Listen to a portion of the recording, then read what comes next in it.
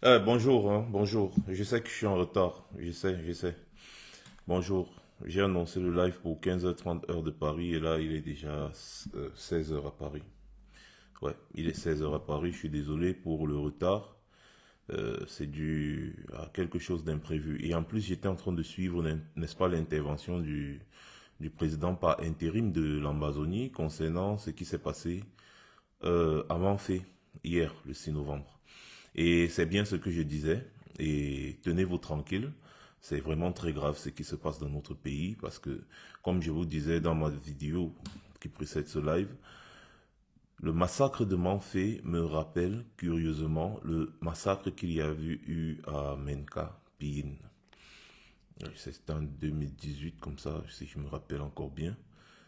S'il y a quelqu'un là qui se souvient bien de la date, s'il vous plaît, merci de me prévenir. Alors, on va aller vite, vite, vite en besogne, hein, donc on se connecte rapidement, on partage. Bonsoir Félix, Faustin Happy, bonsoir mon frère. Bonsoir, bonsoir à vous qui êtes connectés sur YouTube, sur TikTok et sur Facebook. Merci déjà sur TikTok de biper tous les Camerounais et qui passent leur temps à s'attaquer, n'est-ce pas, aux autres, s'attaquer aux Ivoiriens, s'attaquer à tout le monde, montrant comment ils sont des personnes intègres, montrant comment ils sont des bonnes personnes et que les autres sont mauvais. Aller jusqu'à, c'est-à-dire lancer une pétition complètement absurde, n'est-ce pas, sur un pseudo-boycott de la CAN en Côte d'Ivoire. Alors que la même CAN s'est déroulée dans leur pays sur le sang d'une bonne partie du peuple camerounais qui rejetait cette CAN à cause de la guerre qui déchire actuellement le Cameroun en deux. Cette guerre qui, je vous le rappelle, a déjà poussé plus d'1 million de Camerounais à se déplacer sur le territoire. Cette guerre a déjà poussé une bonne cinquantaine, voire une centaine de mille de Camerounais vers des pays étrangers en tant que réfugiés, notamment au Nigeria. Oui, cette guerre qui a déjà fait des bonnes dizaines de milliers de morts et qui continue d'ailleurs de faire des milliers de morts. Que ce soit du côté des civils, des enfants, des élèves, des mamans, des grands-parents qui sont brûlés dans leur maison. Oui, cette guerre-là qui est en train de conduire le Cameroun dans la désolation absolue. Ça ne les intéresse pas. Bipez-les. Ils sont nombreux là sur les réseaux sociaux, en train de s'attaquer tous les jours et surtout aux Ivoiriens. Ils s'attaquent à eux tous les jours. Ouais, écoutez, vous les Ivoiriens, nous vous dépassons, nous sommes les ceci, nous sommes les cela. Et maintenant, ils viennent dire, ouais, écoutez, nous on va boycotter la CAN parce que vous avez dit que vous nous attendez là-bas. Comme si ces gens-là, d'abord même, quand on veut même regarder, je ne voudrais pas dire qu'ils ne représentent rien, mais ils ne parlent que pour eux. Ils ne parlent que pour eux. Je vous ai déjà dit que on reconnaît un peuple fort quand il est capable de s'attaquer d'abord à ses propres problèmes. C'est comme ça qu'on reconnaît un peuple fort. Comme les Ivoiriens. Je me rappelle quand il y avait vraiment une période de guerre en Côte d'Ivoire, on a vu les Ivoiriens vraiment se mobiliser partout sur la planète pour que la paix revienne dans leur pays. Et cette mobilisation a porté ses fruits. Les Camerounais n'ont pas de leçons à donner aux Ivoiriens en ce qui concerne le bien-être. Les Camerounais n'ont pas de leçons à donner aux Ivoiriens. Désolé, vraiment. On dit les choses telles qu'elles sont. Vous avez accepté que la CAN se joue au Cameroun sur le sang des Camerounais. Alors qu'une partie du Cameroun est en guerre acharnée. Le Cameroun fait la guerre contre lui-même. Le gouvernement camerounais fait la guerre contre les populations camerounaises. Ça, il faut le dire. Combien de fois avez-vous lancé une pétition pour demander que cette guerre s'arrête? Vous étiez très joyeux d'aller dans les stades qu'on a construits avec l'argent du contribuable au-delà de la valeur. Certains stades même ne sont pas achevés jusqu'à aujourd'hui. À quoi vous servent ces stades? On vous a dit qu'un pays en guerre ne doit pas accueillir la fête du football. Parce qu'on ne peut pas faire la fête pendant qu'une partie du pays est en guerre. On vous a dit ça. Est-ce que ça vous a intéressé? Ce qui vous intéresse, bien évidemment, c'est, écoutez, c'est la Côte d'Ivoire, comme d'habitude. Alors, merci beaucoup à Facebook, à ceux qui sont déjà connectés. Merci de partager massivement. Faites un maximum de partage. Vous savez très bien que la restriction que mes pages subissent ces temps-ci, c'est la catastrophe. Donc, si vous ne m'aidez pas en envoyant des cœurs, même si vous êtes seulement 10, hein, en envoyant des cœurs tout le temps, ça aide à débloquer la page. Je ne sais pas pourquoi la communauté de Facebook est comme ça. C'est-à-dire, la communauté de Facebook est la plus mauvaise communauté des réseaux sociaux. La plus mauvaise communauté, il faut leur rappeler tous les jours. Si je tourne mon téléphone là sur TikTok, vous allez voir comment les cœurs montent. Je suis sur TikTok en même temps. Voici le téléphone. Je suis sur TikTok en même temps. Si je tourne, vous allez voir comment les cœurs sont en train de monter sur TikTok. Ça monte seulement. Mais sur Facebook, on dirait que pour mettre le cœur, c'est un problème. Alors que les cœurs là sont là, justement pour nous aider à protéger nos pages. Pendant que vous nous regardez sans mettre les cœurs, les gens qui nous combattent sont en train de mettre les têtes de mort et sont en train de signaler les lives. Ça fait en sorte que nos pages sont constamment bloquées. Constamment bloquées. Sur Facebook, je faisais des lives avec au moins 8 000, 10 000 personnes. Mais aujourd'hui, c'est là, à peine s'il y a 100 personnes qui se connectent. Pourtant, mes pages Facebook comptent au total quoi? 250 000 abonnés. Mais seulement, ici sur TikTok, je n'ai même pas encore 50 000 abonnés sur TikTok. Mais tu sens que tu es vraiment avec une communauté. Ils réagissent. Sur Facebook, il faut rappeler tous les jours. Et ça devient fatigant. Voilà. Donc, bonsoir encore à vous. Hein. Bonsoir à ceux qui sont connectés déjà sur toutes les plateformes. Merci, n'est-ce pas? Mon introduction était peut-être longue. Et puis, j'ai fait un petit coup de gueule. C'est mes gens de Facebook qui sont comme ça, on se comprend. Ils ne vont pas se fâcher. Il faut parfois leur donner un peu de poum-poum-poum là. Voilà. Donc, j'étais en train de gueuler mes chers frères camerounais qui s'en prennent. John Curtis, bonsoir. J'étais en train de gueuler mes chers frères camerounais qui s'en prennent aux Ivoiriens en disant que, ouais, écoutez, les Ivoiriens ont dit que si nous on vient à la CAN, ils vont nous faire ci. Si nous on vient à la CAN, ils vont nous faire ça. Ils oublient le traitement qu'ils ont réservé aux Ivoiriens chez eux. Quand ils huaient les Ivoiriens, quand ils méprisaient les Ivoiriens chez eux lors de la CAN. Pourtant, la CAN est censée être un événement de fête. Mais ils sont partis passer leur temps à huer. Et aujourd'hui, ils ont peur que les Ivoiriens se comportent de la même façon vis-à-vis d'eux, au point de lancer une pétition hein, pour dire que le Cameroun boycotte la Côte d'Ivoire, la CAN en Côte d'Ivoire, patati patata. C'est-à-dire les gens se prennent tellement au sérieux sur les sous-problèmes, les inutilités, des gens qui ne valent absolument rien, zéro, que dalle. Les bavardeurs, les amuseurs publics, qui leur a dit que leur avis, même là, même d'abord, compte même. On vous demande juste de vous ranger derrière le peuple camerounais et de demander qu'on arrête la guerre, c'est tout. À ça, au moins, vous pouvez être utile. Pour le reste, c'est zéro. Vous n'êtes rien, vous ne représentez rien pour lancer une campagne de boycott. Je suis désolé. Parce que les gens vous regardent pour se distraire. Les gens ne vous regardent pas parce que vous êtes trop intéressant. Et c'est justement à cause des bêtises que vous faites à longueur de journée sur les réseaux sociaux que vous vous retrouvez en conflit tout le temps avec les Ivoiriens. Pourquoi moi, en tant que Camerounais, je ne suis pas en conflit avec les Ivoiriens? Au contraire, quand je regarde la communauté TikTok ici, là, ceux qui me soutiennent massivement, ce sont les Ivoiriens, les Maliens, les Sénégalais, les Guinéens. Ils sont nombreux là à me soutenir, sauf les Camerounais. Parce que quand un Camerounais se connecte sur ma page, il sait seulement insulter. Les Ivoiriens, même quand tu n'es pas d'accord avec eux, ils savent argumenter. Et c'est pour ça que j'ai toujours dit que vraiment, les Camerounais, c'est les enfants de la maternelle et les Ivoiriens, c'est les étudiants. C'est le jour et la nuit. Voilà. Donc, voilà, bipez-les, qu'ils viennent ici écouter ce qui se passe dans leur pays. Je vous ai dit dans ma vidéo qui annonçait le live ici que l'affaire qui s'est passée à Manfé là, n'était pas clair. Parce que le gouvernement s'est vite empressé d'envoyer les gens, envoyer les messages, les audios. Les messages, les audios dans les groupes WhatsApp accusant les ambassoniens. Alors que ce sont eux-mêmes qui disent que des individus que personne n'a vus, des individus non identifiés, sont venus et ont ouvert le feu sur des populations civiles. Ces gens-là, ils envoient les messages dans les groupes WhatsApp. Ils disent, oh, comment les Ambazoniens font ci, oh, comment les Ambazoniens font ça. Ils ont déjà identifié que ce sont les Ambazoniens qui ont fait.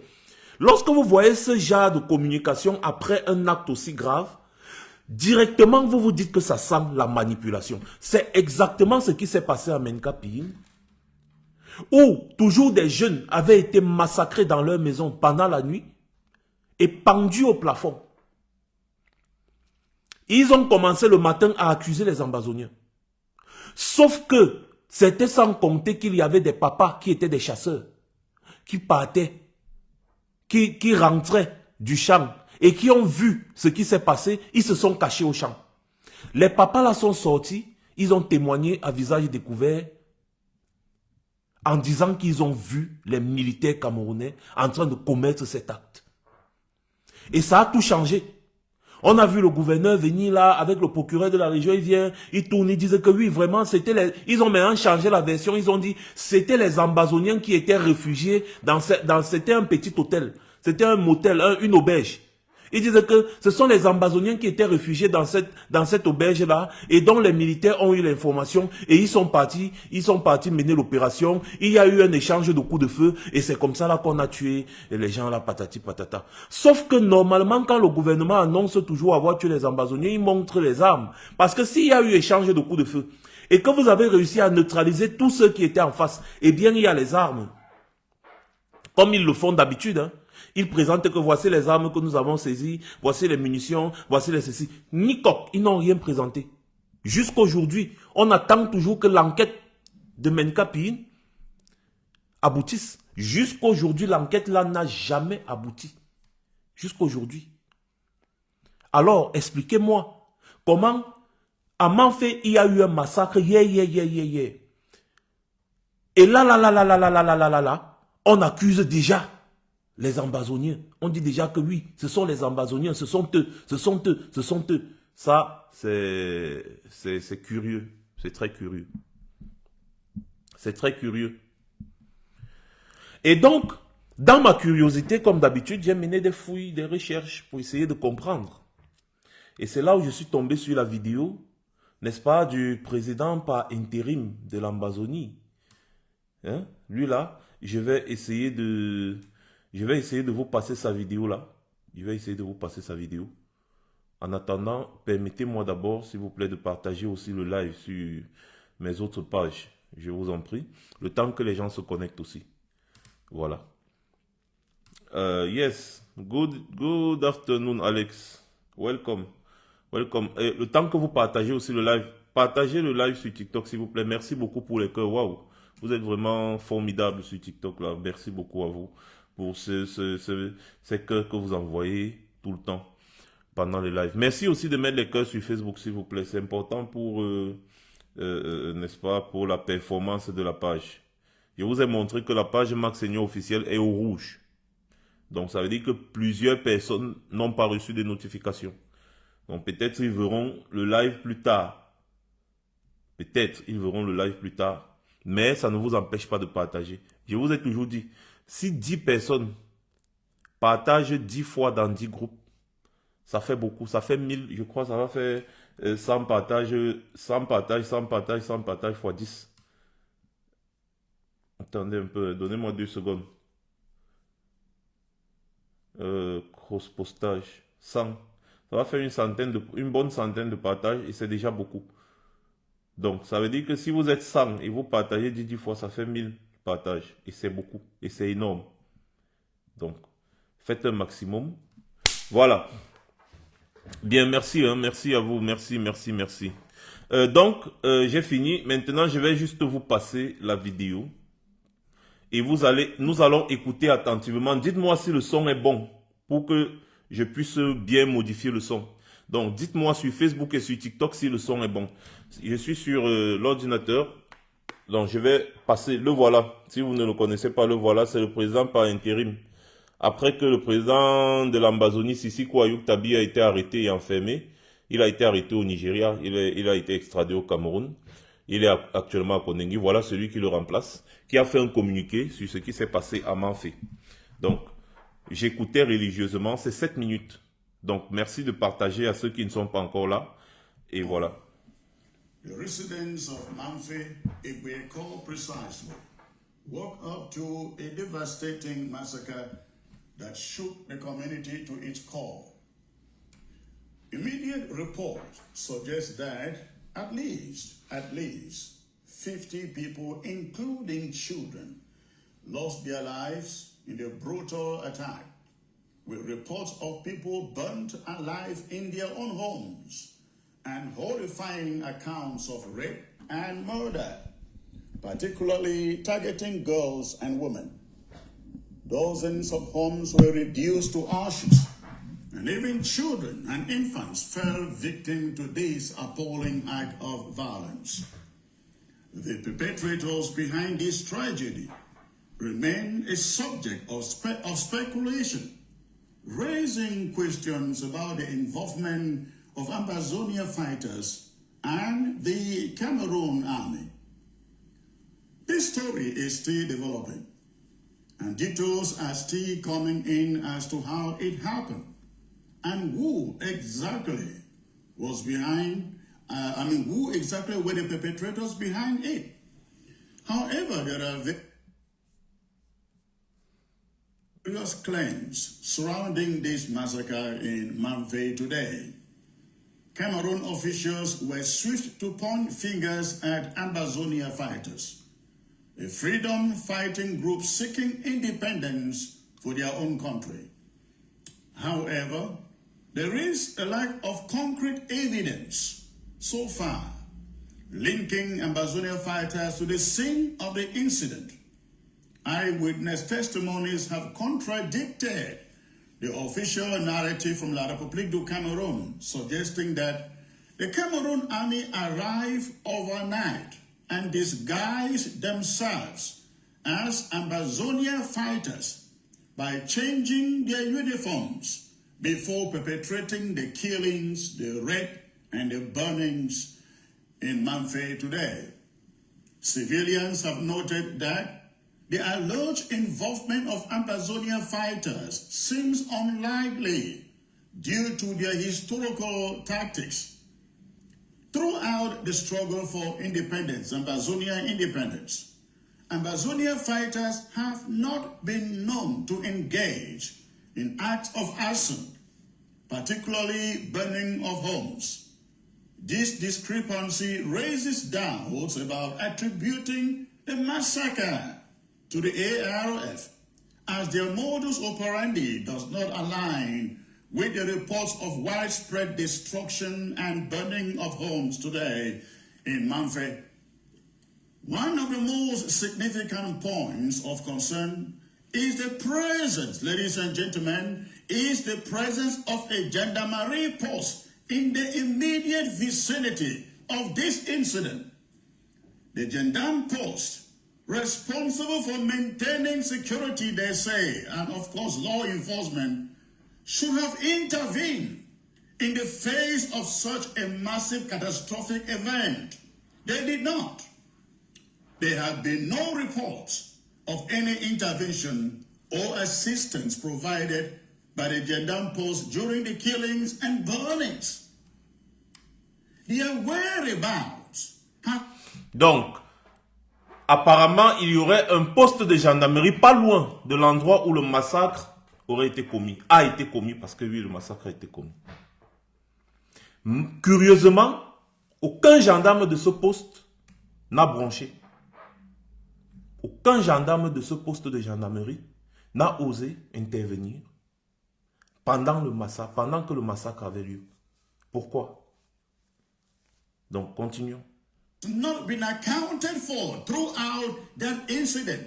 Nobody knows where the gendarmes were when these homes were burned, dozens of homes burned, over 50 people killed, and there is a gendarme post in the vicinity, and nobody is accounting for their activity. None of it is seen. This raises questions about the effectiveness of so-called security forces in preventing atrocities such as this. And it can only confirm the allegation that this was a Cameroon carefully crafted and carried out act. The populist conclusion based on the evidence available is that the Cameroon army played a significant role in the Mamfe massacre of today. Voilà, donc il dit bien qu'il y a des éléments, n'est-ce pas, qui confirment que l'armée, les militaires camerounais ont eu un rôle dans le massacre qu'il y a eu à Mamfe. Donc, je serai un procureur, je m'approcherai de ces gens pour demander des éléments qu'ils ont en leur possession. Tout simplement. Une enquête devrait être ouverte sur cette affaire encore une fois de plus. Parce que quand ce n'est pas quand même n'importe qui, c'est un homme politique de cette lutte. Et il vous dit bien que les Ambazoniens n'ont rien à gagner en brûlant des maisons de leurs propres frères, en tuant leurs propres frères, leurs propres familles, leurs propres parents. Ils gagnent quoi?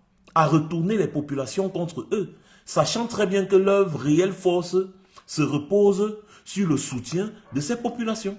En commettant un massacre pareil, n'importe quelle population va se retourner contre les auteurs. Ça, c'est une logique. Alors, si on veut même, moi je ne suis pas là-bas, mais je vais réfléchir logiquement que des gens qui mènent une lutte et qui sont protégés par des populations, se mettent à tuer ces populations d'une certaine façon, mais ça veut dire que c'est bizarre. Ces gens-là veulent quoi? Donc, ils ne peuvent pas commettre ce genre d'acte. La guerre n'est pas propre. Mais il y a des choses que des combattants qui sont protégés par des populations ne peuvent pas faire à ces populations-là. Quand même. Eyewitness accounts of soldiers changing their uniforms to resemble Ambazonia fighters before carrying out the atrocities, the killing. Voilà, donc il précise bien que oui, des militaires camerounais se déguisent en combattants ambazoniens pour commettre ce genre d'atrocité, ce genre d'acte. Et ce n'est pas la première fois qu'on entend ça. Et je vous avais dit dans mon dernier live ici, pour ceux qui ont suivi mon live, que Atangandi a ses propres ambaboys. Parce que Atangandi fait partie des personnes qui s'enrichissent grâce à cette crise, à cette guerre. Il fait partie des top personnes qui s'enrichissent grâce à cette guerre. Si le Cameroun était encore vraiment gouverné, c'est qu'un procureur a déjà pris cette affaire, ouvert une enquête pour comprendre ce qui se passe derrière tous ces crimes de guerre, les kidnappings, les assassinats bizarres, là-bas, dans cette zone. Pourquoi les gens ne veulent pas que cette guerre s'arrête? Eh bien, parce que c'est devenu leur gagne-pain. C'est devenu leur gagne-pain. Ça fait 3 ans que je dis ça. Ça fait même 4 ans. Depuis 2019 que j'ai eu certains éléments probants que j'ai même présentés ici. Je vous ai dit qu'il y a des trafics de munitions. Il y a quelque chose qui se passe là-bas en Ambazonie, sous couvert de cette guerre, que vous ne pouvez même pas imaginer. Et la guerre, c'est aussi ça.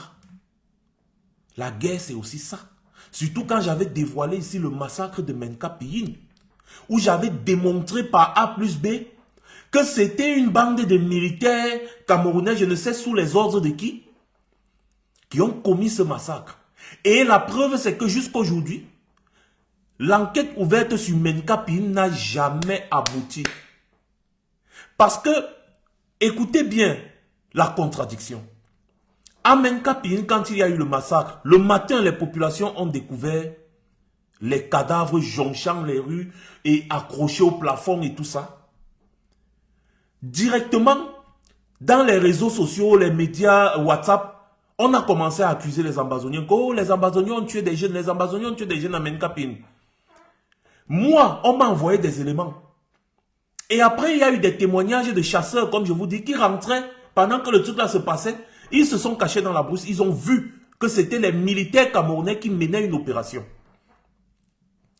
Quand nous avons sorti l'information là sur les réseaux sociaux, le gouvernement camerounais a vite fait de revenir en disant « Oui, normalement, C'était les Ambazoniens qui étaient cachés dans cette auberge-là. Et les militaires camerounais ont eu l'information. Ils ont mené une opération dans la nuit. Il y a eu des échanges de coups de feu. Et ils ont éliminé, ils ont neutralisé l'ennemi. Je suis encore sorti, moi personnellement, j'ai demandé que, ok, présentez-nous les armes que ces gens avaient. Parce que vous dites bien dans votre communiqué, dans votre sortie, qu'il y a eu échange de coups de feu.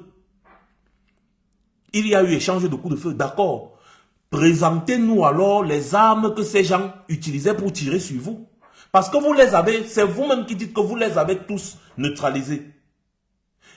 Il y avait des échanges de coups de feu. Ça veut dire qu'eux, ils étaient armés.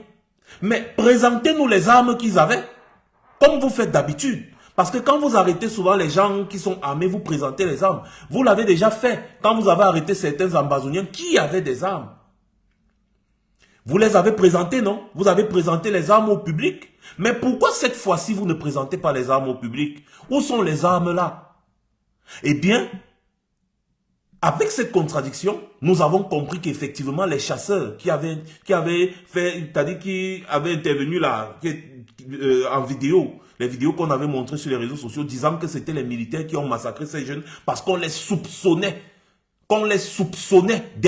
D'appartenir aux Ambazoniens. On les soupçonnait, donc les militaires sont partis, les ont attrapés, les ont massacrés. Ils ont accroché certains, pendus, ils ont pendu. Mais on a encore posé la question que, mais comment est-ce qu'il y a des échanges de coups de feu? Et après on retrouve les cadavres pendus. N'est-ce pas quand les militaires mènent une opération, quand ils finissent de mener une opération, et puis ils neutralisent tous les ennemis, ils appellent les responsables, le gouverneur et les responsables de la justice pour faire un rapport. Maintenant, même quand il y a eu mort d'homme, automatiquement la justice se saisit de l'affaire pour essayer de mener une enquête pour savoir si effectivement c'est ce que les militaires eux-mêmes racontent. Une enquête doit être ouverte quand il y a déjà plus d'une dizaine de cadavres au sol.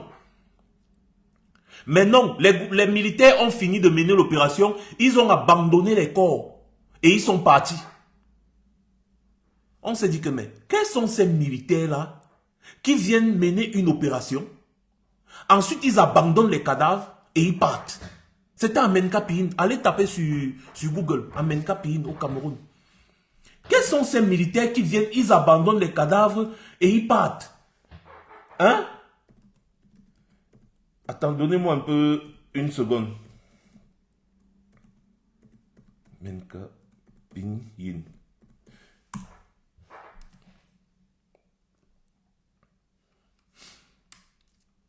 Voilà. C'était ça. Donc, on trouvait les corps au fur et à mesure.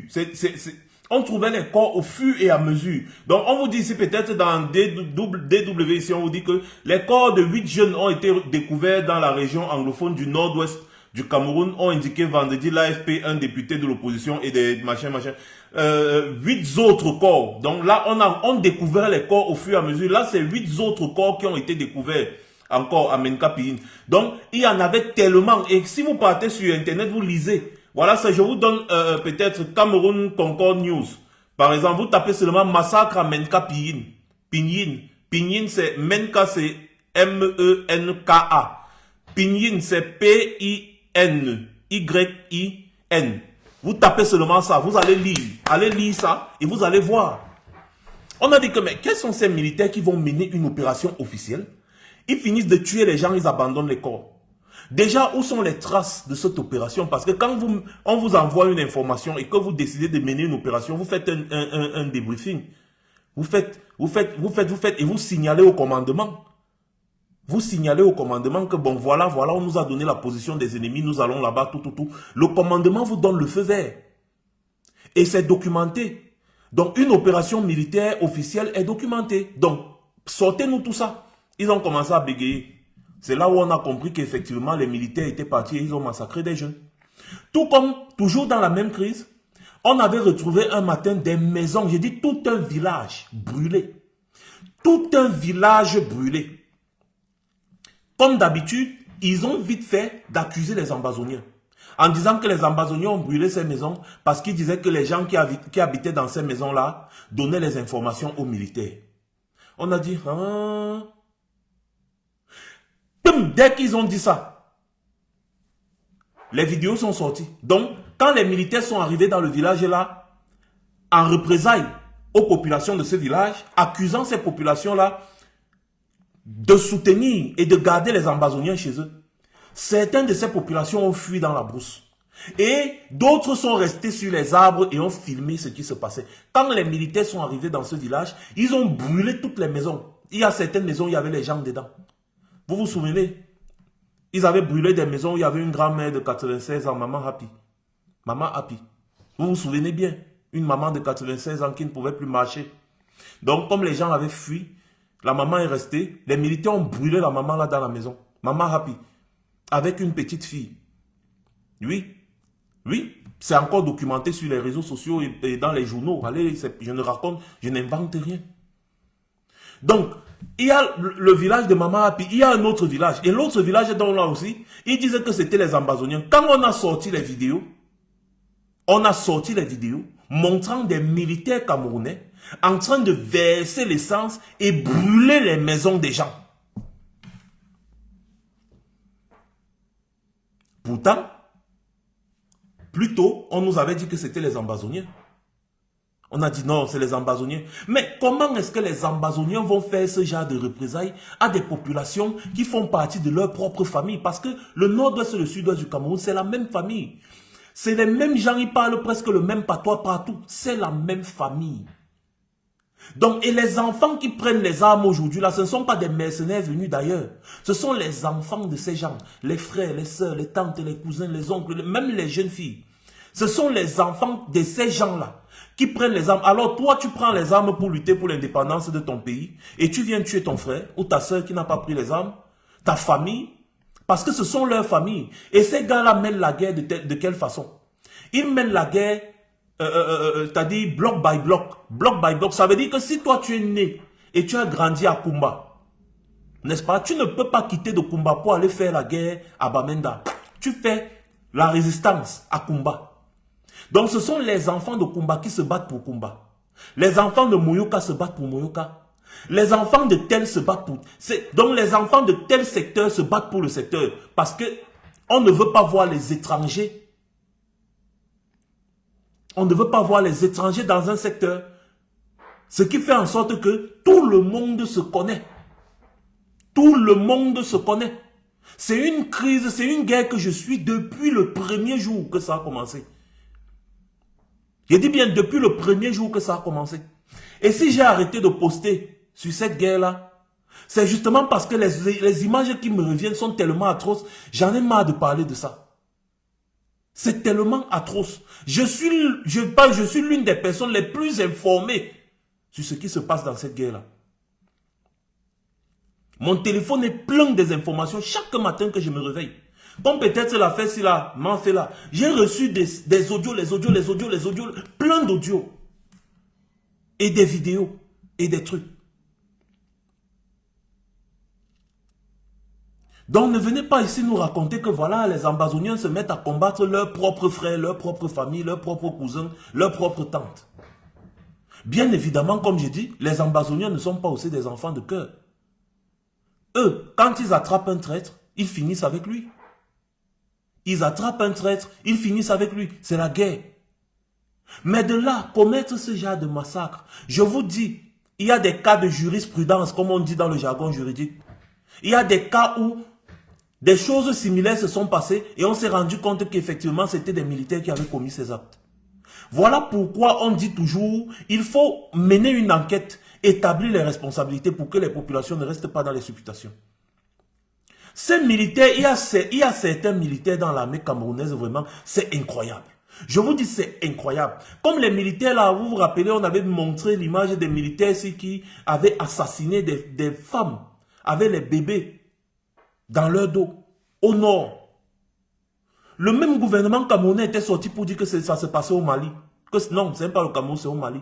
Il a fallu une enquête et des images satellites pour montrer que oui, c'est au Cameroun. Et à ce moment-là, ils sont sortis, ils ont dit oui, vraiment, c'est au Cameroun. Nous, on ne savait pas. Hein. Nous, on ne savait pas. Un gouvernement qui ne connaît pas les opérations que mènent ces militaires. Des militaires qui ont le cœur de tuer des femmes inoffensives avec leurs bébés, les bébés nouveau-nés sur le dos. Ils ouvrent la calache, ils tirent sur les femmes et des bébés et ils filment Et vous voulez me demander de faire confiance à ce genre de militaires-là? Ces militaires qui salissent l'image noble de l'armée camerounaise. Parce que ce ne sont pas tous les militaires qui sont comme ça. J'en connais tellement des militaires qui, c'est-à-dire qui en ont marre de ce genre d'éléments qui se comportent comme des voyous avec la tenue de l'armée camerounaise. Je connais des militaires dignes qui se battent tous les jours pour la protection du Cameroun, du territoire camerounais. Des sous-officiers comme des officiers, comme des soldats de rang. Comme des soldats de rang. Mais parmi eux, il y en a zélés qui se croient tout permis et qui tuent n'importe qui, n'importe comment. Il suffit que ta tête ne lui plaît pas, il ouvre, il tire sur toi et il dit qu'il s'en fout, on ne va rien lui faire. Ils sont nombreux. Et la plupart de ces militaires sont les hommes de main de certains hommes politiques qui gagnent de l'argent derrière les guerres. Derrière les guerres. Et quand ces militaires-là posent ces actes-là, c'est toute l'armée dans son entièreté qui est salie. C'est toute l'armée qui est salie. C'est pour ça que je dis souvent à certains militaires avec qui je parle que mais vous voulez qu'on pense quoi de vous? Vous qui regardez et qui ne faites rien. Le mauvais grain va détruire tout le sac. Parce que si tu mets un mauvais grain de maïs dans un sac de bon maïs, le mauvais grain là va détruire tout le sac. Tout le sac de maïs. Et donc je disais, je demandais qu'on me bipe les Camerounais qui sont en train de s'en prendre aux Ivoiriens depuis. Parce que ce n'est que le football, la canne, les jeux qui les intéressent. Hein? Il y a un massacre comme il y a eu ce qu'il y a eu à Manfé encore aujourd'hui. Parce qu'il y avait Manfé, il y avait Kumba. Il y a eu tellement de massacres. Tellement de massacres. Des civils, des enfants payent le prix. Qu'est-ce que vous dites? Parce que les Ivoiriens, au moins, quand il y avait des problèmes dans leur pays, on les entendait parler tous les jours. Hein. Qu'est-ce que vous dites? Vous vous en prenez juste... aux gens, c'est-à-dire vous vous en prenez aux étrangers, parce que pour vous c'est facile. Tout ce que vous avez à donner comme contenu sur les réseaux sociaux, c'est les clashs, les insultes, des trucs sales. Et après, vous vous prenez au sérieux, vous pensez réellement que vous représentez quelque chose pour le Cameroun. Ou alors que vous pouvez parler au nom des Camerounais. Vous allez voir toujours parmi ces gens les plus gros tribalistes, les plus gros haineux, qui sont là, qui passent le temps à exacerber la haine tribale dans leur propre pays. Et ensuite, ils vont venir dire aux Ivoiriens, je suis Camerounais, hein, je suis le continent, je suis Camerounais, je suis le continent. Heureusement que ces Ivoiriens-là savent vous traiter. Heureusement que ces Ivoiriens-là savent vous traiter. Tout simplement. Et le Camerounais, lui, il est comme ça. C'est-à-dire que quand tu dis quelque chose qui ne lui plaît pas, pour lui, il veut ta mort. C'est comme ça que lui, il est. Le Camerounais, quand tu es devant lui, n'est-ce pas, vous faites une course. Si tu es devant lui et c'est une ligne, il n'y a pas moyen de contourner. Et tu es devant lui. Tu vois un peu, tu cours plus que lui. La seule chose qu'il va réfléchir, c'est comment est-ce qu'il va t'abattre pour passer. C'est comment il va t'abattre pour passer, pour te dépasser. Et pourtant, il peut très bien te traverser. Il peut très bien sauter et te traverser. S'il a la possibilité de sauter, il ne va pas réfléchir qu'il peut sauter, il va seulement réfléchir comment il va te tuer. Et c'est ça le Camerounais. En fait, il a été élevé comme ça. C'est ce que Biya a mis dans la tête des Camerounais. Que si tu n'es pas d'accord avec quelqu'un, tue-le. C'est tout. Vous allez voir un autre individu ici, il vient dire que je suis dans la liste, que moi je suis dans la liste noire des Camerounais. C'est-à-dire, il parle au nom, je suis dans la liste noire du Cameroun. Il parle au nom du Cameroun. Je suis dans la liste noire du Cameroun. Il vient, il dit ça cache, que je suis dans la liste noire du Cameroun. C'est tout ce qu'ils savent faire sur les réseaux sociaux. Rien d'autre. Rien d'autre. Et ils se caractérisent par ça. Tout le monde les connaît déjà, ces voyous-là. Tout le monde les connaît déjà. Ils passent le temps à insulter, calomnier, clasher et menacer les gens. Pour rien. Et ils sont nombreux comme ça là. C'est quand même incroyable ce qui se passe dans notre pays. Et le silence abasourdissant des Camerounais, depuis ça va faire 7 ans déjà que cette guerre dure. Parce que je parlais de 2017, c'est en 2016 qu'on a commencé à tabasser les avocats. C'est vrai que la guerre à proprement parler a commencé en 2017. C'est en 2016 qu'on a commencé à tabasser les avocats. Jusqu'aujourd'hui, dites-moi quel est le mouvement que les Camerounais ont créé pour demander la paix dans leur pays. Quel est le mouvement que les Camerounais ont demandé pour créer pour qu'il y ait la paix, pour faire revenir la paix dans leur pays? Aucun. Je dis aucun. Ils vont venir là sur les réseaux sociaux, répéter le même message encore. Vous allez voir, ils sont au moins sur une bonne vingtaine là sur mon live. Par exemple, vous allez voir l'autre dire que tu avais cotisé pour acheter les armes pour donner aux Ambazoniens, non? Tu avais cotisé pour acheter. À une époque, ils avaient sorti une histoire comme quoi je vendais les esclaves en Libye.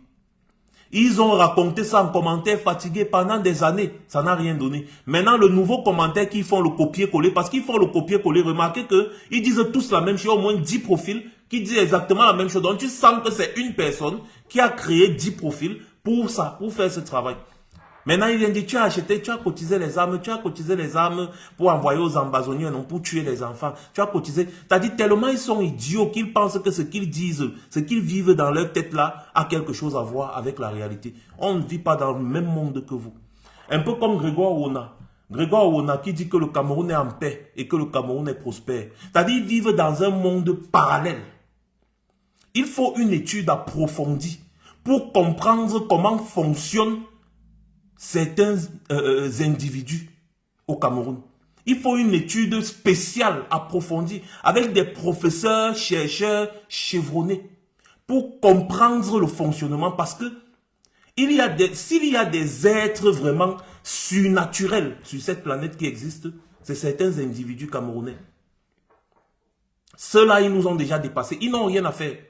Ils vont venir sur ton live, t'insulter en commentaire, tellement bête qu'ils refusent de réfléchir que tu peux toi décider de les bloquer. Parce que c'est ta page. Je vous ai déjà dit que si vous êtes trop fâché, ne venez plus sur ma page. Ne venez pas sur ma page écrire des commentaires bizarres. Si vous avez quelque chose à dire, vous prenez la parole. Et si vous êtes incapable de prendre la parole, vous dégagez. Et si vous êtes aussi incapable de dégager, vous le dites, on vous bloque. C'est aussi simple que ça. Je ne sais pas pourquoi est-ce que vous allez attraper le panari. Quand on vous dit la vérité, ça vous choque tellement que vous voulez me voir mort. Non, je ne peux pas mourir, je suis encore vivant. Et je suis vivant pour longtemps. Je suis vivant pour longtemps. Je suis vivant pour longtemps et je gagne assez. Je gagne assez pour avoir des cartes de crédit grises. Allez vous renseigner sur ce que c'est qu'une carte de crédit grise en Angleterre. Donc je gagne tellement que je peux me permettre d'avoir des crédits ici là à n'importe quel montant. Donc ce n'est pas parce que vous pensez que je vais mourir que je vais mourir. Non. Je suis quand même ici au Royaume-Uni où je pars me soigner gratuitement. Gratuitement. C'est-à-dire chaque fois que je pars à l'hôpital, c'est gratuitement que je me soigne. Au Cameroun, il n'y a même pas d'hôpitaux. Et quand je me bats pour qu'on ait au moins les hôpitaux, c'est moi qui suis le mauvais. Par rapport au raisonnement de certains individus. C'est moi qui suis le mauvais. Par exemple. Bon. Comme là maintenant, je viens de bloquer un qui ne faisait qu'insulter. Incapable d'argumenter, ils ne font qu'insulter. Donc, comme j'étais de Byzance, si quelqu'un veut, il prend la parole et il nous dit ce qui s'est passé à Manfé, par exemple. Ce qui s'était passé à Menkapiin. Ce qui s'était passé à Kumba. Quels sont ces massacres? Et pourquoi est-ce que ça perdure? Pendant ce temps, mon frère, pendant ce temps, attendez un peu s'il vous plaît. Pendant ce temps, l'homme du 6 novembre était en train de faire la fête avec sa femme et sa famille, leurs enfants. Ils étaient en train de fêter, même pas un message de condoléances aux familles endeuillées par rapport à ce qui s'est passé en Manfé. Même pas un message de condoléances. Les gars étaient en train de fêter, ils coupent le gâteau, ils sont contents. Ils vivent la vie. Mais si ça se passait, les voici. Le voilà.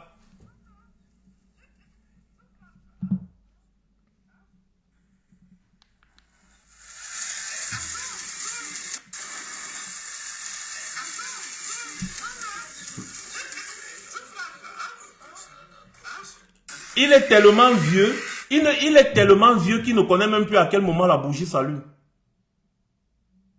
Il est tellement vieux qu'il ne connaît même plus à quel moment la bougie s'allume. Il y a un massacre comme ça dans son pays. Il est président depuis 41 ans. Il préfère fêter ses 41 ans au pouvoir parce que c'était le 6 novembre 82 qu'il a prêté serment. Donc il préfère ses 41 ans au pouvoir. 41 ans au pouvoir. Il préfère fêter 41 ans au pouvoir 41 ans. Au lieu de faire un petit communiqué, au moins c'est même un message de condoléances aux familles qui ont été endeuillées à cause du massacre de Manfé.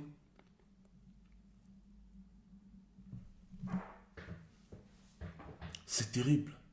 Le pays là, c'est un pays dangereux. Parce que même le Camerounais lui-même est devenu dangereux pour lui-même. Dangereux pour sa propre personne. Le Camerounais est devenu dangereux pour sa propre personne. C'est toi qui déclares la guerre à ton propre peuple. Les massacres ne font que s'en suivre, s'en suivre, s'en suivre. Jamais tu ne mets tes pieds là-bas pour dire que mais qu'est-ce qui se passe ici? En tant que président, tu engages le pays dans une guerre qui coûte 10 milliards chaque mois. Et tu ne te préoccupes même pas de ce qui se passe là-bas. Citez-moi le nombre de fois où Paul Biya a fait un communiqué par rapport à ce qui s'est passé au nord-ouest, au sud-ouest. Citez-moi une seule, le nombre de fois. Et vous voulez que le monde nous prenne au sérieux. Comment est-ce que le monde va nous prendre au sérieux? Comment le monde va nous prendre au sérieux quand dans notre propre pays, on s'entretue comme des animaux? Et celui qui dit être président coupe le gâteau. Il mange, il fête. Il filme même, hein, il met sur les réseaux sociaux. Même pas de décence. Même pas de décence pour les morts. On va dire qu'il n'est pas au courant. Il est donc alors président de quoi? Président des Sissongo. Il est alors président de quoi s'il n'est pas au courant? Parce que gouverner, c'est prévoir. Gouverner, c'est prévoir. Ça veut dire que tu es censé savoir ce qui se passe dans ton pays ou ce qui va se passer avant que ça ne se passe. C'est ça, gouverner. Gouverner, c'est prévoir. Les services de renseignement dans un pays, ce n'est pas seulement pour torturer les opposants comme on voit au Cameroun, parce que le propre des services de renseignement au Cameroun, c'est de torturer les opposants. Envoyer des rapports sur les opposants, kidnapper les opposants, tuer les journalistes comme Martinez Zogo qui ne sont pas d'accord avec la façon dont le pays est géré. Voilà le rôle des services secrets au Cameroun pour 50 000. Oui. Pour ceux qui ne le savent pas, apparemment, le commando, les gars qui ont kidnappé Martinez Zogo, ont été payés 50 000. 50 000.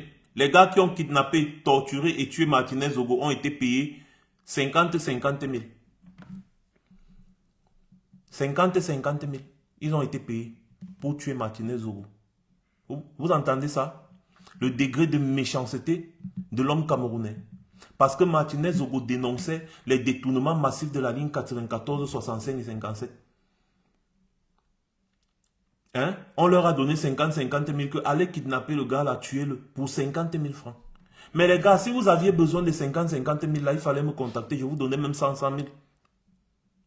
Comme ça, vous partez travailler, vous refusez d'aller kidnapper Martinez Zogo et le tuer. Hein? Vous refusez d'aller kidnapper Martinez Zogo et le tuer. À cause de 50 000, vous commettez un tel massacre. Donc imaginez déjà si des militaires, parce que c'était des militaires, imaginez si des militaires formés peuvent descendre aussi bas à cause de 50 000. Imaginez ce qu'ils sont capables de faire dans les zones en guerre. S'ils voient que ça peut leur apporter un petit 500 000, un petit 200 000. Imaginez ce qu'ils sont capables de faire dans une zone en guerre. Imaginez.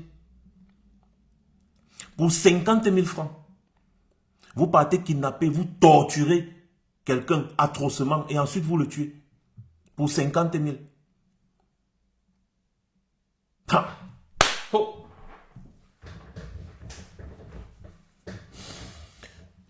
Les gars, c'est quand même, je sais pas, les mots me manquent. Les mots me manquent.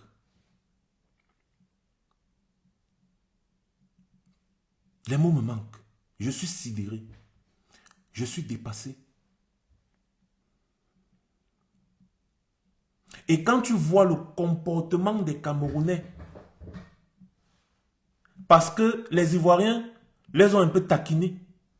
Les gars disent qu'ils veulent lancer une pétition pour que les Camerounais boycottent la CAN en Côte d'Ivoire. Il faut que les autorités ivoiriennes se prononcent sur cette affaire. Non. J'ai déjà vu un degré de bêtise avec les Camerounais, mais à un niveau, il y a les Camerounais qui débloquent des niveaux de bêtise vraiment terribles. Hein. C'est-à-dire, des gars débloquent encore. Les gars débloquent encore d'autres niveaux de bêtises incroyables. Que tu pars, tu trouves un Ivoirien sur les réseaux sociaux, tu l'insultes. Il t'insulte, tu l'insultes, il t'insulte. Après, tu dis que le gouvernement ivoirien doit venir se prononcer. Toi, le Camerounais, quand l'Ivoirien t'a déjà dépassé avec les insultes jusqu'à ce qu'il est en position de force. Maintenant, toi, le Camerounais, tu dis qu'il faut que le gouvernement ivoirien intervienne parce que l'Ivoirien, là, t'a déjà trop insulté, t'a déjà trop menacé. Mais, tu es champion pour menacer tes propres frères camerounais qui disaient des choses qui ne vont pas dans ton sens. Tu es champion pour demander qu'on tue ton propre frère camerounais parce qu'il combat la malgouvernance. Et quand Ivoirien te rend la monnaie de ta pièce, tu appelles le gouvernement ivoirien. Pourquoi n'aviez-vous pas appelé le gouvernement camerounais d'arrêter la guerre qui se passe au Nozo avant la CAN au Cameroun? Pourquoi est-ce que vous n'avez pas appelé le gouvernement? Hein? Pourquoi vous n'avez pas appelé le gouvernement qu'ils arrêtent, le gouvernement camerounais, que non, pas de CAN au Cameroun tant qu'il y a la guerre au Nozo?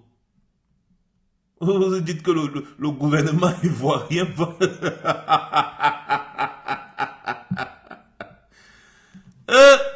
Oh, les Doumkov.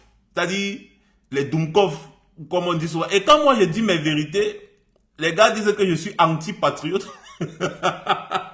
Parce que eux là, on leur a dit que le patriotisme, c'est simplement dire, j'aime mon Cameroun. Paul Biya, oye, Paul Biya, ayo.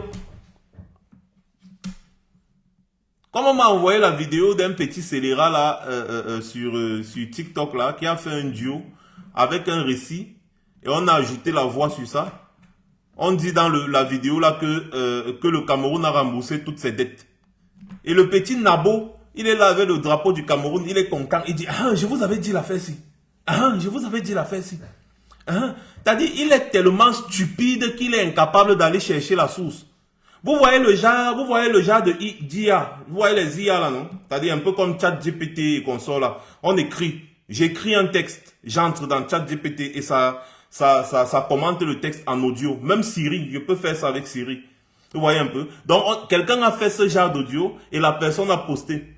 Lui aussi, il prend la vidéo là, il fait le duo avec. Parce que dans la vidéo là, on dit que le Cameroun a atteint le sommet du monde. Le Cameroun a remboursé toutes ses dettes. Le Cameroun est émergent. Niveau économique, le Cameroun est stable. Le Cameroun, c'est la progression de ceci. Le Cameroun, c'est la valorisation de cela. Il prend le drapeau du Cameroun. Donc, pour eux, c'est ça le patriotisme. C'est-à-dire que, dit, j'aime mon Cameroun, Paul Biya Ayo. Il prend le drapeau, il dit, ah, j'avais dit la fête ci. Il est content, j'avais dit la fête ci. Et après, maintenant, tu vois aussi les commentaires. Tu vois aussi certains Camerounais, les commentaires. Ils disent, ah, je savais que le Cameroun était bien. Ah, je savais que le Cameroun était développé. Oh, merci papa Paul Biya. Oh, et tu vois aussi l'idiot, il est dans la vidéo avec le drapeau en disant que Paul Biya, c'est un bon président. Paul Biya, c'est un bon... Et pourtant, le Tentama est quitté du Cameroun à pied.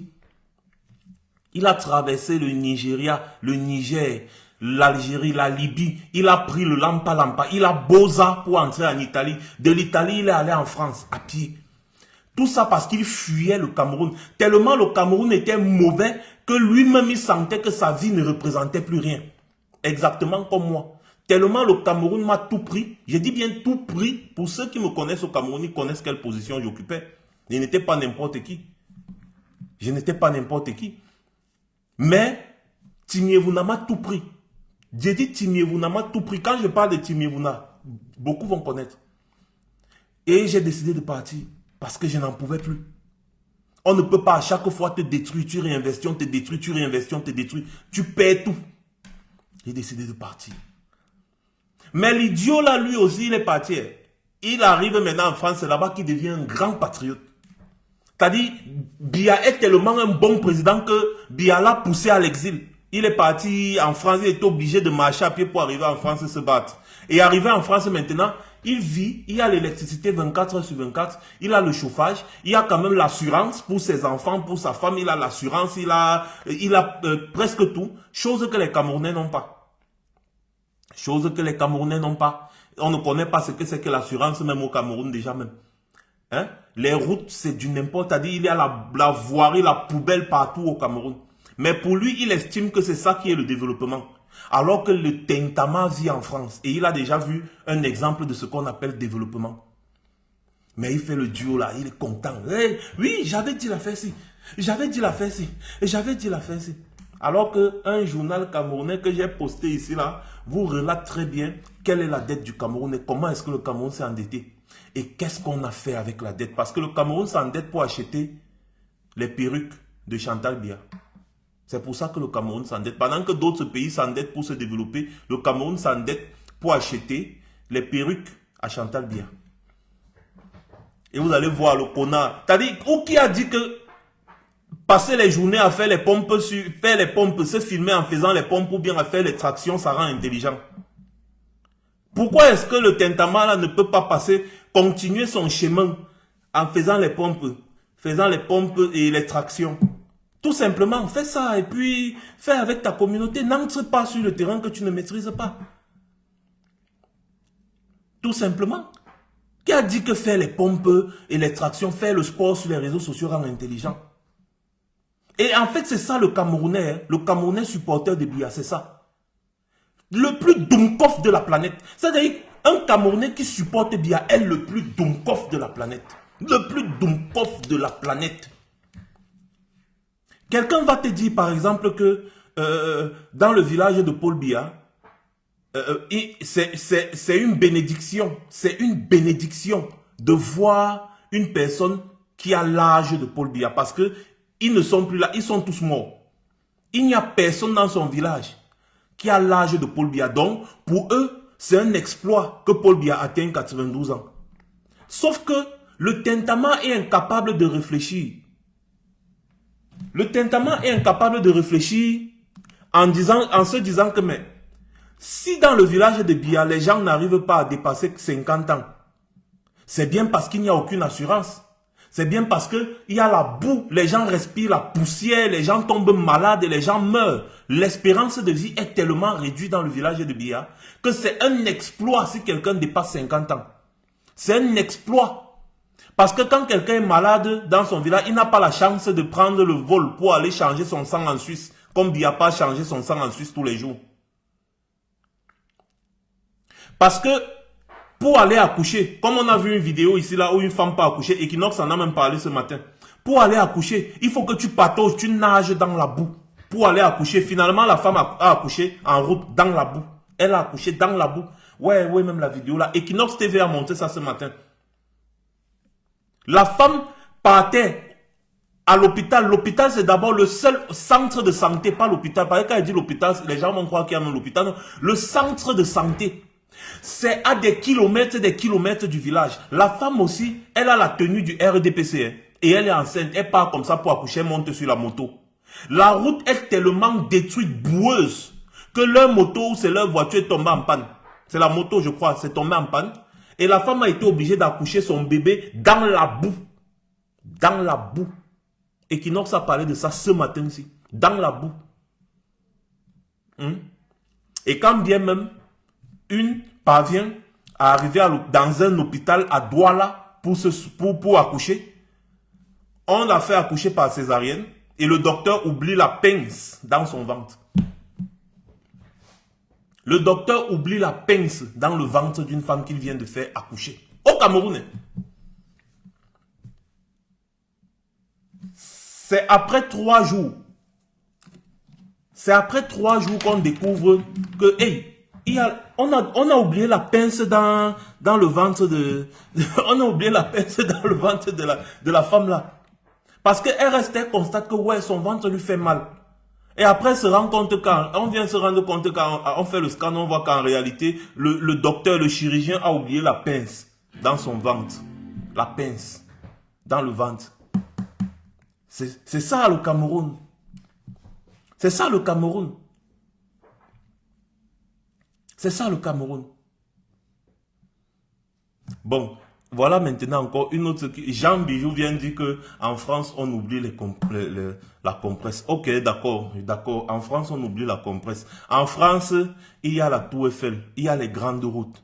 En France, quand tu arrives à l'hôpital, on prend soin de toi sans savoir si tu es pauvre ou riche. C'est la même chose au Cameroun alors. Je vous ai toujours dit que quand on parle de comparaison, on associe comparaison à positivité.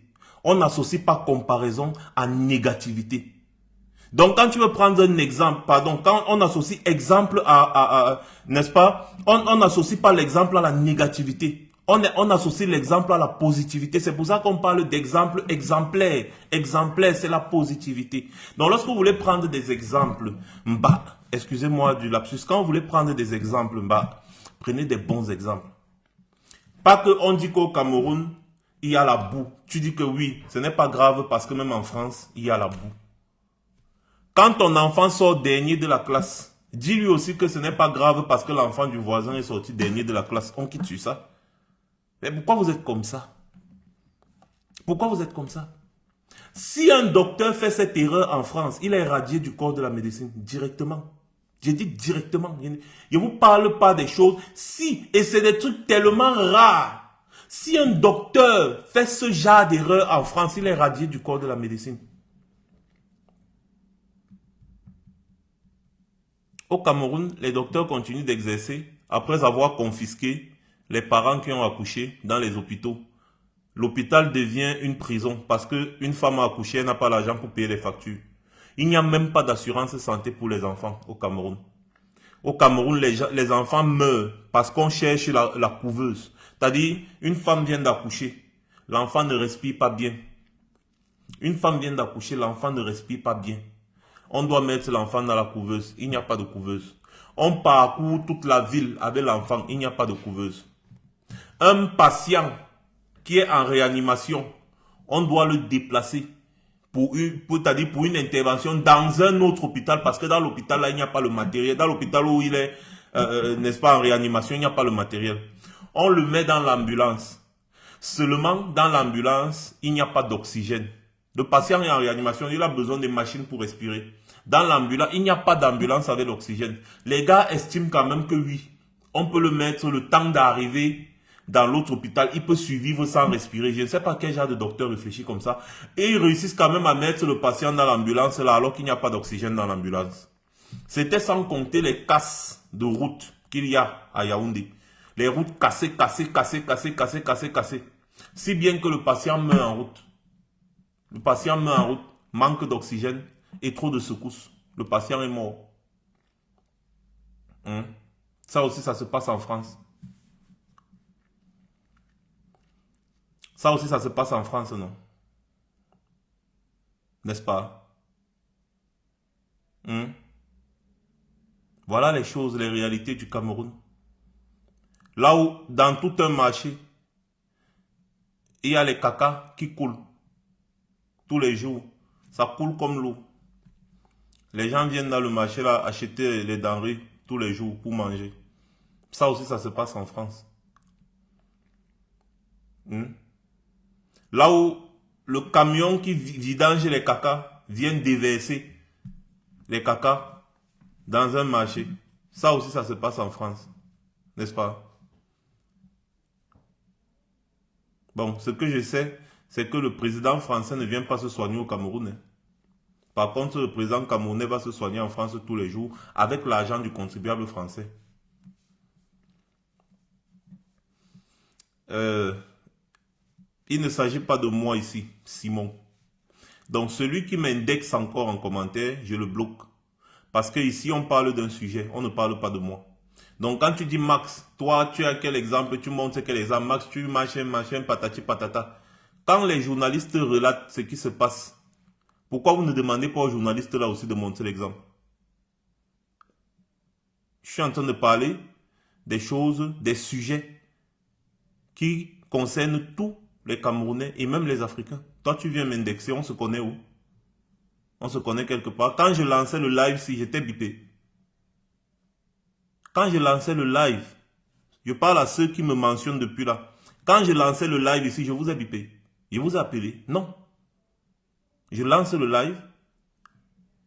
Je partage ma pensée. Ceux qui ne sont pas d'accord avec moi apportent une contradiction en restant sur le sujet. Et surtout en restant courtois. Après, quand je vais dire que tu es idiot, tu vas dire que je t'insulte. Pourtant, ce n'est pas une insulte, c'est une qualification. Va taper dans le dictionnaire, tu vas voir, excusez-moi, la signification de l'idiotie. Et maintenant, tu compares ça à ton comportement. Tu vas comprendre que je ne t'insulte pas, je te qualifie juste de ce que tu es. Idiot. C'est sans mauvaise foi. Hein? Voilà. Donc, restez sur le sujet. On ne se connaît pas. Nous ne sommes pas des camarades, nous ne sommes pas des amis. Je parle d'un sujet. Je parle du massacre qu'il y a eu à Manfé. Et les Camerounais n'en parlent presque pas. Les Camerounais n'en parlent même pas. J'ai seulement vu Vaniste, Lady Ponce et 2-3 autres personnes parler de ça. Mais à part ça, les Camerounais sont sur les réseaux sociaux en train d'insulter les Ivoiriens matin, midi, soir. Tu te lèves le matin, tu es en route en train de conduire. Tu prends ton téléphone pour mettre un peu que bon, qu'est-ce qu'il y a d'important sur TikTok là que je vais un peu suivre en live. Tu scrolles, tu vois seulement les Camerounais en train d'insulter les Ivoiriens. Les Camerounais en train d'insulter les Ivoiriens. Les Ivoiriens en train d'insulter les Camerounais. C'est le clash. Et tu les vois, ils sont là, ils sont nombreux. Ils disent qu'ils aiment trop leur pays et que les Ivoiriens les détestent. Ils sont là, c'est tout ce qui les intéresse. Le matin, quelqu'un se lève à 8 h du matin, il allume, il met le live, il est en train d'insulter les Ivoiriens. Alors que dans son pays, on dit qu'il y a des massacres, il y a un massacre qui est en train de se passer. L'autre est venu dire que quand les Ivoiriens se vantent qu'Alassane Ouattara construit les routes, il a endetté la Côte d'Ivoire pour construire les routes. Mais, vous endettez le Cameroun pour acheter les perruques à Chantal Biya. Donc, si on me propose un président comme Ouattara qui endette la Côte d'Ivoire pour construire rien que les routes, et un président comme Paul Biya qui endette le Cameroun pour acheter les perruques à sa femme, mais je préfère 1000 fois Alassane Ouattara. Parce que si Ouattara construit rien que les routes, ça veut dire qu'en 2 mandats, il a fait ce que Biya n'a pas fait en 7 mandats. Et les routes là vont permettre aux Ivoiriens de circuler dans la Côte d'Ivoire. Ce n'est pas le Cameroun là où on sort 40 milliards pour construire les péages qui coûtent 800 millions ailleurs. Hein? On sort 40 milliards de francs CFA pour construire les péages qui coûtent 800 millions au Sénégal. 40 milliards, c'est-à-dire la surfacturation de ça. Mais vous allez venir là sur les réseaux sociaux, passer le temps à insulter les Ivoiriens. Les Ivoiriens sont des exemples. Ils ont mis la pression. Je vous prends l'exemple. Vous vous êtes moqué ici là que ouais, le stade a inondé, patati patata. Le lendemain, le président ivoirien a limogé le ministre des Sports. Il a limogé. Mais depuis là que Olembe, le stade Olembe, depuis tous ces 2000 combien que ça a commencé, ce n'est jamais fini. On a déjà mangé l'argent du stade là une bonne dizaine de fois. Le stade Paul Biya d'Olembe n'est jamais fini. Les mêmes ministres sont là. Personne n'est sanctionné. J'ai dit personne. Le gouvernement a détourné 6 000 milliards de 2013 à 2018 au Cameroun. Aucun ministre n'a été limogé. Tous sont là, en poste. Et vous allez parler de Ouattara. Certes, oui, on dit Ouattara a fait la guerre pour venir, machin. Ouais, mais c'est du passé. Moi-même, à l'époque, je n'étais pas d'accord avec la guerre là, mais aujourd'hui, c'est du passé. Parce qu'ils ont su faire table rase sur le passé. Et Ouattara est quand même en train de montrer quelque chose. Un exemple à Paul Biya. On peut endetter la Côte d'Ivoire, on peut endetter son pays pour construire ne serait-ce que les routes. Parce que la route, c'est le développement. Hein. La route, c'est le développement. La route fait en sorte que ce que tu pouvais faire, c'est-à-dire le chemin que tu pouvais faire en 5 heures de temps, tu fais le même chemin en 1 heure et tu gagnes 4 heures de temps à faire autre chose. Parce que les 5 heures de temps que tu passes sur la route pour faire 50 km, 5 heures de temps, 50 km là, si tu faisais les 50 km là en 20 minutes, comme ça se passe normalement, ou en 20 minutes, comme ça se passe dans les pays normaux, ça veut dire que tu devais avoir plus de 4 heures de temps pour faire une autre activité. Mais au Cameroun, pour quitter de Douala à Bafoussam, c'est 8 heures de temps, voire 10 heures de temps. Pour un tronçon qui ne fait même pas 300 km. Même pas 300 km, tu fais 10 heures de temps. À cause des nids de pédris, les nids de poules, les nids d'autruches, les nids d'éléphants sur la route. Et si tu n'étais pas croyant, pour faire Douala Yaoundé, tu vas devenir le plus grand croyant de la planète parce que tu vas te mettre à prier. C'est-à-dire le Cameroun est le seul pays au monde où, quand tu prends la route pour quitter d'une ville à une autre, tu te transformes en croyant. C'est à ce moment-là que tu connais que Jésus est Dieu, Jésus est le sauveur, Allah est le bienfaiteur. Tu deviens croyant le temps que tu passes sur la route là. Et dès que tu arrives là, bang, ta croyance est finie. Tu sais que ouais, enfin je suis arrivé. C'est-à-dire quand tu prends la route, c'est malgré toi. C'est-à-dire quand tu prends la route là, tu réfléchis. Et quand je parle de route même, c'est comme si on va croire que c'est une route normale bitumée. Non. Parce que la route est tellement mauvaise. La route n'est pas entretenue, mais la seule chose qui existe et qui persiste sur ces routes-là, c'est les péages. Il y a les péages partout alors qu'il n'y a pas de route. On te met sur 100 km, tu vas payer le péage 3 fois. Alors que la route, quand on dit la route, vraiment, c'est parce qu'il y a un tronçon qui relie une ville à une autre. Sinon, on ne peut pas dire que c'est une route. Parce que voici ma maison. Voilà une route juste devant là. Quand je regarde l'état de la route qui est devant ici, je ne peux pas dire que Yaoundé Douala ou Douala Yaoundé ou Yaoundé Bafoussam, machin, truc là, c'est la route. C'est pas la route. C'est juste une piste qui est là comme ça. Parce qu'on ne peut pas faire, pas que faire. Et donc, les plus de 13 000 milliards de dettes du Cameroun là, ça a servi à faire quoi? Bon, dans les 13 000 milliards d'abord, on a détourné 6 000. Ça a servi à faire quoi? Donc, lorsque vous passez toutes vos journées sur les réseaux sociaux à indexer, insulter les Ivoiriens là, mais vous êtes les plus dunkofs de la planète. C'est le seul peuple qui s'occupe des problèmes de tout le monde, sauf de ses propres problèmes. Parce que regardez comment les Camerounais ont le temps de venir sur les réseaux sociaux insulter tout le monde. S'ils avaient le même temps pour se préoccuper des problèmes de leur propre pays, c'est que le Cameroun est un paradis. Mais malheureusement, ils excellent plus dans la négativité que dans la positivité. Ils excellent plus dans la négativité que dans la positivité. Et rien d'autre.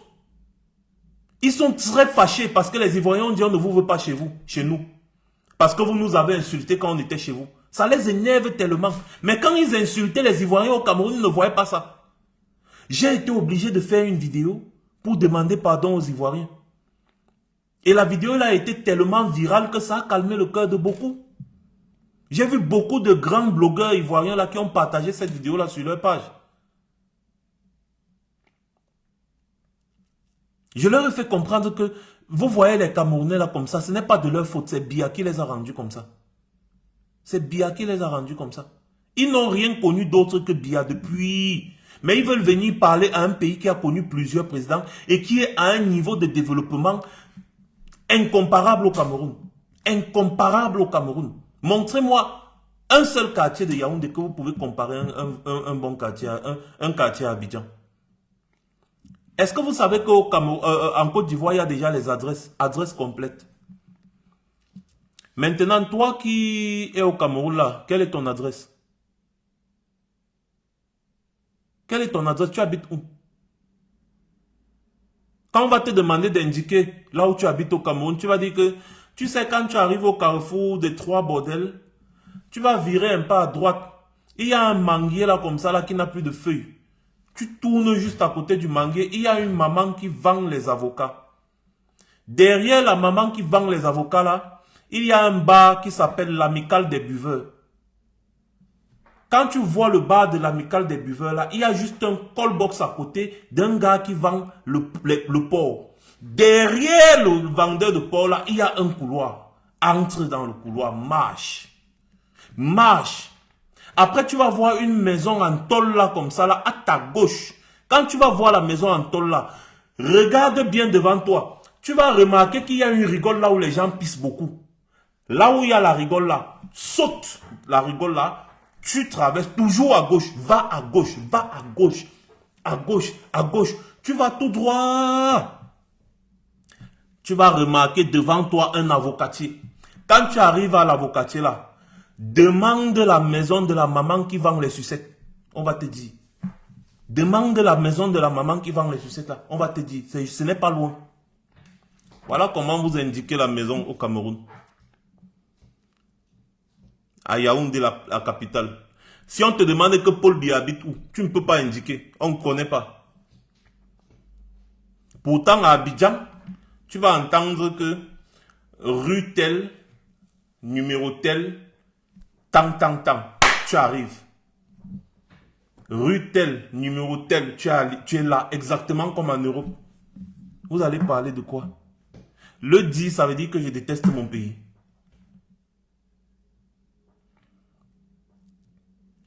Le dire, ça veut dire que je déteste mon pays. Si je mens, venez me dire.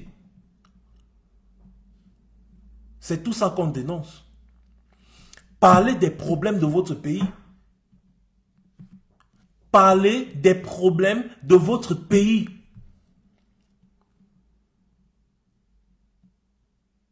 Parlez des problèmes de votre pays. Arrêtez de vous en prendre aux autres. Ils ne sont pas la source de vos malheurs. C'est Biya qui est la source de votre malheur. Biya et son gouvernement sont en train d'entretenir une guerre qui déchire le Cameroun. Cette guerre coûte plus de 10 milliards chaque mois. Vous vous rendez compte? Est-ce que vous vous rendez même compte? Qu'est-ce qui ne va pas avec les Camerounais même? La guerre là coûte plus de 10 milliards de francs par mois au Cameroun. C'est comme ça là qu'on comprend que le Cameroun est un pays vraiment très riche. Parce qu'un autre pays dans cette situation, ça serait déjà vraiment la catastrophe. Demandez à Biya d'arrêter la guerre là. Les pétitions que vous voulez lancer là, lancez la pétition plutôt pour que Biya arrête la guerre. Arrêtez votre cinéma que vous faites sur les réseaux sociaux. Vous croyez que vous êtes trop intéressant, trop important, au point d'indexer le gouvernement ivoirien sur vos bêtises que vous faites à longueur de journée sur les réseaux sociaux là. Lancez la pétition pour demander à Biya d'arrêter la guerre. Là, on est d'accord. Là, on est d'accord. Il y a Afrique Insoumise qui dit « Et toi, tu te crois important ?» Je vous ai dit que le sujet ici, ce n'est pas moi. Et contrairement à vos idiots que vous suivez à longueur de journée sur les réseaux sociaux, je m'adresse à toi maintenant, Afrique Insoumise là. Moi, j'ai mobilisé physiquement plus de 50 000 Camerounais et Africains à Paris. Montre-moi une personne parmi toutes les personnes que vous suivez sur les réseaux sociaux là qui a pu faire ça. Montre-moi.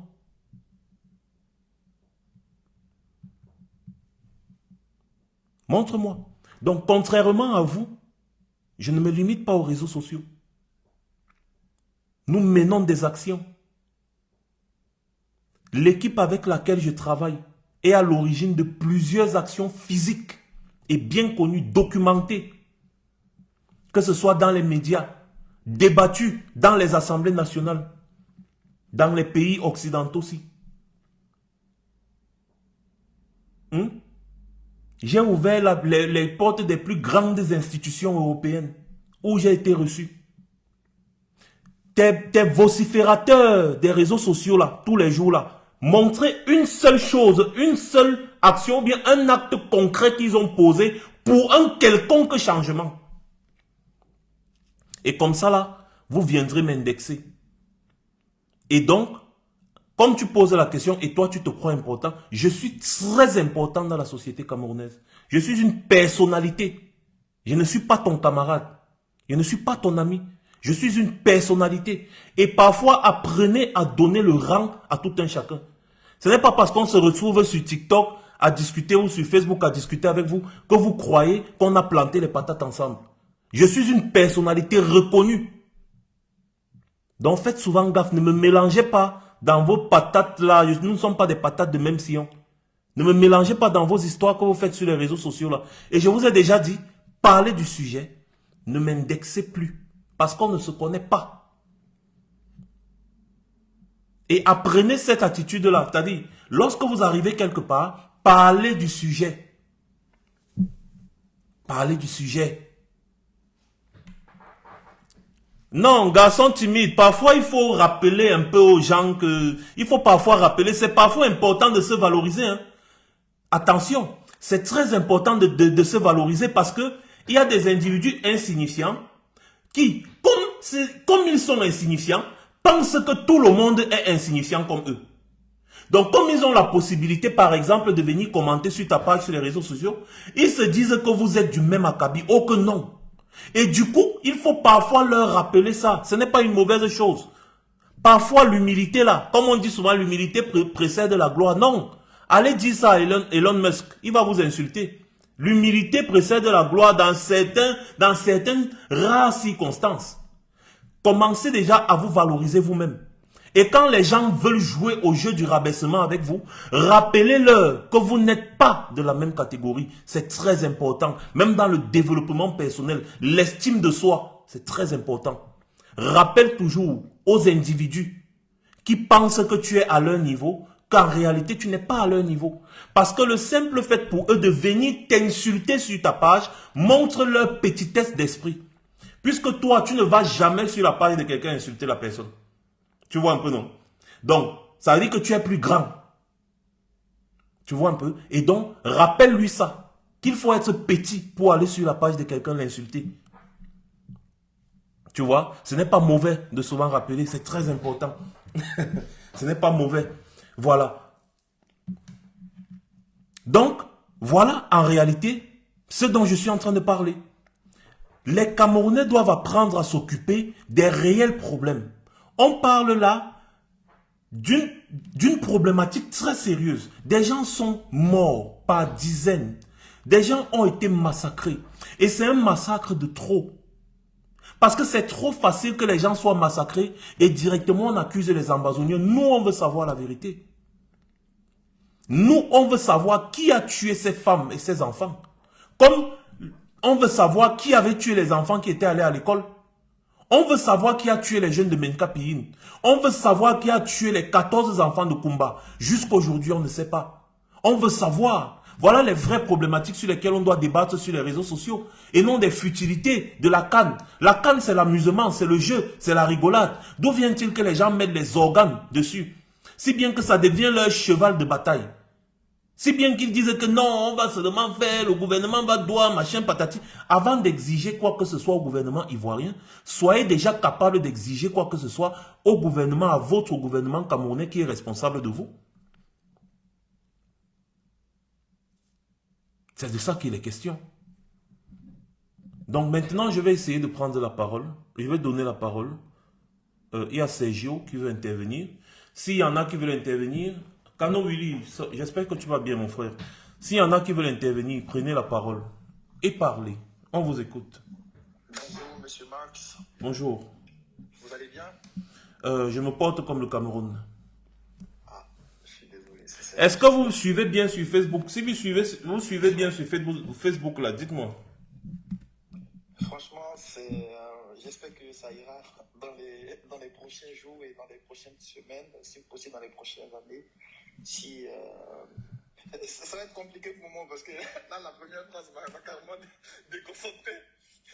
Mais franchement, beaucoup de courage. Franchement, c'était juste pour vous dire que j'admire le travail que vous faites. Je pense que vous êtes l'un des Camerounais qui aime vraiment son pays. Je suis persuadé que vous vous faites fusiller parce que généralement la vérité dérange beaucoup. Mais je pense que ce que vous dites, ce que vous décrivez, c'est vraiment pour que le Cameroun se porte mieux, c'est vraiment pour que le Camerounais lambda puisse être heureux. Donc moi, j'ai pas grand chose à dire concernant, parce que l'Ivoirien en général n'aime pas trop se mêler dans les histoires qui sont un peu extérieures. Mais on sait très bien ce qui se passe chez vous au Cameroun, et puis on espère que de plus en plus de personnes comme vous vont dénoncer tout ce qui se fait pas bien de la faute là. Merci. C'est vrai que voilà. Donc c'était vraiment ma participation, et puis allez, bon courage et tout, et puis merci beaucoup. Merci à toi, Sergio. Alors, on écoute Mariam. Bonjour, monsieur Max Senior. Bonjour. C'est la première fois que je vous vois, je vous découvre et je viens tout de suite de m'abonner à votre page. Merci. Je ne connais pas votre page Facebook, mais je vais la chercher. C'est le même nom, Max Senior officiel partout, YouTube, Facebook. D'accord, d'accord. J'ai apprécié votre objectivité. Ce n'est pas que vous avez pris parti pour la Côte d'Ivoire. Vous avez été objectif et vous avez essayé d'aller à l'essentiel, l'essentiel étant l'intelligence dans tout ce qui arrive actuellement. Vraiment, merci beaucoup. Je vous ai pris en route. Je n'ai pas tout entendu, mais en tout cas, ce que j'ai entendu me rassure. Ça me rassure sur la qualité. Je ne doutais pas de la qualité des Camerounais parce que j'en ai connu beaucoup, des personnes très intelligentes, très brillantes.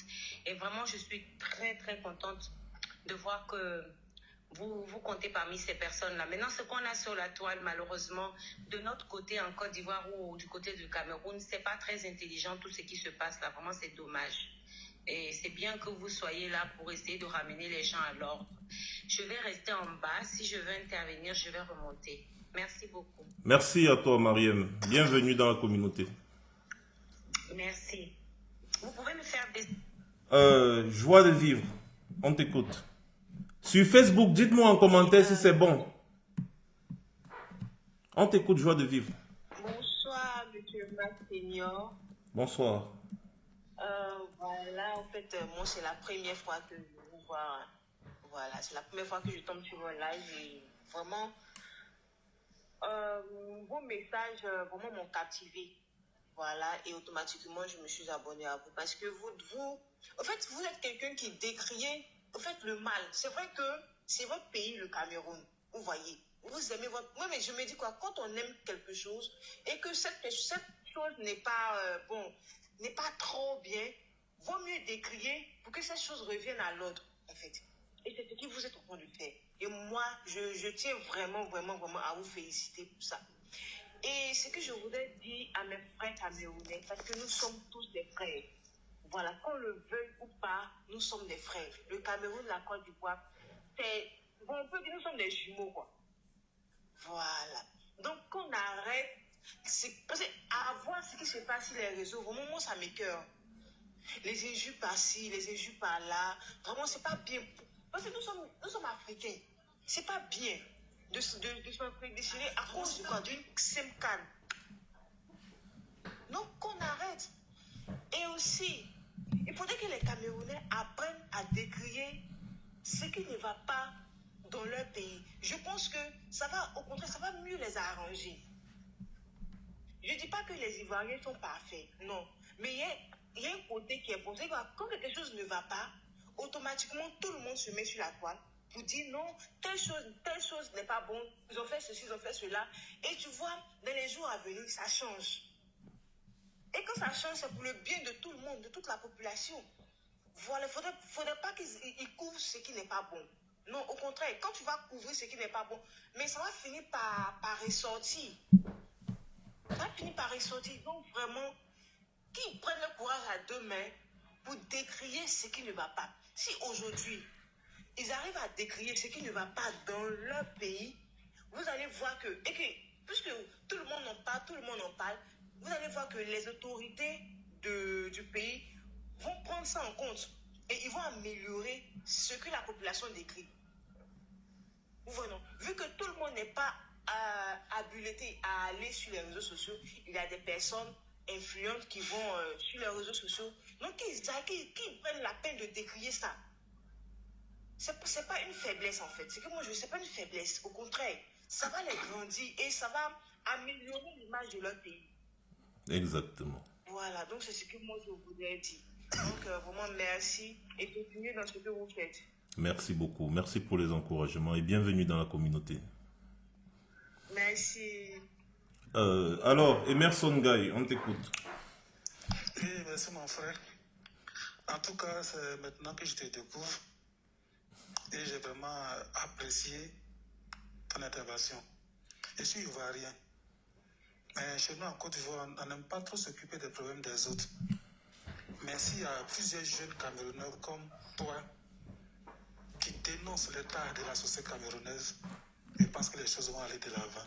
Vous savez, c'est le rôle du journalisme d'investigation. Aujourd'hui, avec plusieurs canaux, nous sommes tous des journalistes d'investigation.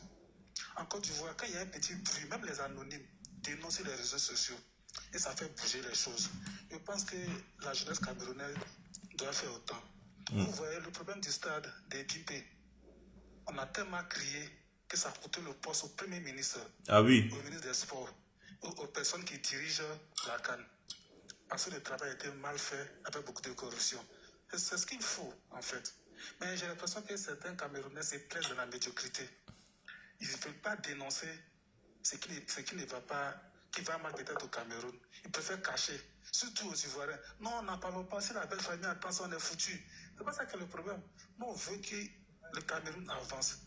Comme le disait ma précédente, le Cameroun et la Côte d'Ivoire sont des pays jumeaux, comme nous on le dit en Côte d'Ivoire. Parce que le Cameroun se comporte à peu près comme les Ivoiriens. Simplement que nous sommes un peu séparés. La belle musique, les belles femmes, les sportifs, nous sommes la même chose. Mais c'est aussi pour inviter vos frères camerounais qui distillent un peu la haine par rapport à la CAN. C'est aller trop loin. Jusqu'à ils impliquent aussi le Mali. Le Cameroun et la Côte d'Ivoire, le problème entre le Cameroun et la Côte d'Ivoire, c'est deux sportifs, c'est de l'amusement. Mais avec la Côte d'Ivoire, le Mali, c'est un peu politique. Voilà. Les choix politiques des dirigeants, c'est-à-dire que ça n'engage pas forcément la population. Donc ils doivent éviter ça, impliquer le Mali dans le problème avec le Cameroun. En réalité, il n'y a pas de problème. Les Camerounais qui vont venir en Côte d'Ivoire seront surpris. Voilà. Et puis c'est le lieu aussi actuellement de leur dire, pour les Camerounais qui veulent venir, c'est le moment de se chercher des familles d'accueil en Côte d'Ivoire. Ils verront que les Ivoiriens sont très accueillants. Ça leur permet de ne pas payer des hôtels, la nourriture, le transport. C'est encore bénéfique pour eux. Ils vont faire du tourisme. Et je suis sûr que beaucoup d'entre eux ne voudront plus retourner au Cameroun. Parce que la joie de vie d'Ivoirien va les contaminer. Donc, les réseaux sociaux, c'est une autre vie, c'est un autre monde. Ce n'est pas la réalité. Aucun Ivoirien ne va s'attaquer à un Camerounais. Ils sont tous des frères. Même, et je vais chuter un peu sur le côté politique.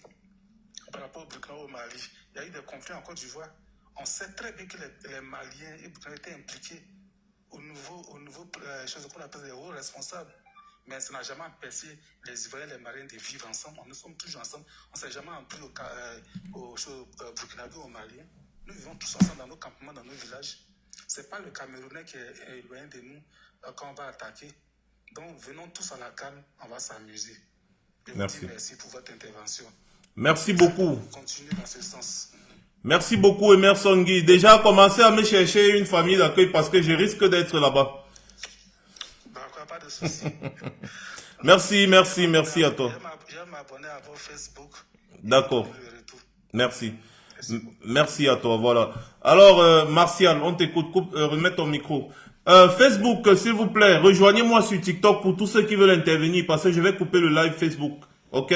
Bisous à vous là-bas et puis rejoignez-moi sur TikTok. Passez une bonne soirée.